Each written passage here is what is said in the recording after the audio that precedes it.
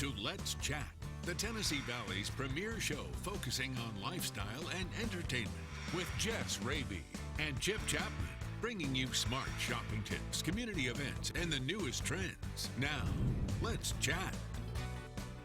Good morning, and thank you again for joining us. We have made it through the work week. It is Friday. We made it halfway through the month. It is the 15th, and it is shaping up to be a nice weekend. Our good guy, all-around nice buddy, Scott Chase from KZ106 joining us as we continue throughout this Friday morning. Scott, you're kind of pulling double duty, doing this here for us. You got the afternoon show starting at 2 o'clock today. You're a busy guy. I'm busy. It's all good, man. It's a labor of love, though. Love what I do. It certainly love is. hanging with you, too. Yeah. And I know you do, and I love hanging with you. Hey, I want to spend a few seconds talking about your new night jock on KZ106, Steve Gorman. Wow, what an all-around great radio guy and a great musician as well. He really is, man. One of the original founding members of the Black Crowes. He is kind of the mold that kept the Robinson brothers kind of together for about 20 years. And just an amazing guy. He's in he lives in Nashville now, and he does nights for us here on KZ106. Really interesting guy, drummer, founding member of the Black Crowes, was out with the band for a long period of time. As many people, or maybe don't know, Robert Plant of Led Zeppelin kind of took the Black Crowes under his wing. And so consequently, Steve ended up spending quite a bit of time with Robert Plant. And he says, you know, I've been in the room with a lot of different people, but when Robert Plant walks in the room, everybody's like, wow. He goes, the only thing that trumps that, if Jimmy Page walks in right behind him, it's like, oh my gosh, it's Led Zeppelin in the room with us. His favorite drummer is without a doubt Ringo Starr, and he's gotten to know Ringo Starr. And all these stories about he and the Black Crowes and being out with just super bands, the AC/DC of the world, out on tour. And he shares those stories, and he's a great storyteller, and he's got a really good, keen sense of classic rock, too. We're really, really proud to have him, and he's a great addition of Nights on KC. And he starts at 7 o'clock each weeknight. And I got to tell you, speaking of Robert Plant, I'll have to tell you this story when we get off the air, but a friend of mine was in a car wreck where he got hit by Robert Plant 3 or 4 years ago in Nashville. Wow. I got to tell you this one. You'll certainly love it.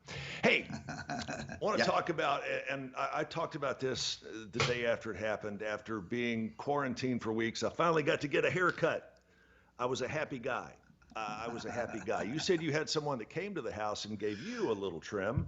I did. A few weeks ago, a friend of your youngest son, right? Yes. Sure was. Man, it was a great day, too. Fantastic day. It's amazing, isn't it? The older we get, it's the little things in life that we appreciate more, like a haircut. It is.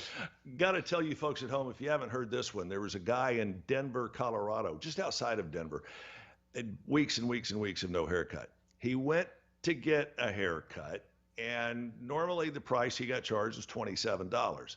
This guy, who wanted to remain anonymous, Scott Chase, gave his barber a $2,500 tip. Wow. $2,500 tip, in addition to the $27 for the haircut. Wow. It gets even better. It gets even better.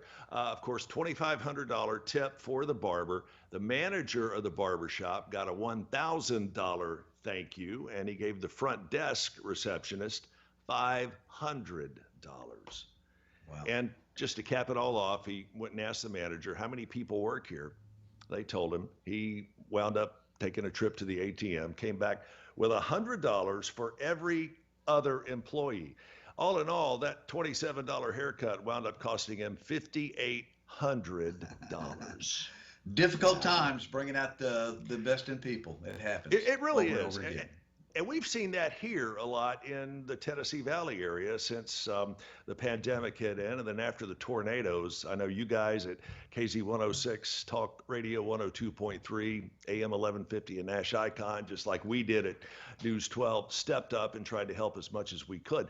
And we did a great thing. We only got 30 seconds or so left, but our stations partnered up with Food City, and we collected a big chunk of change.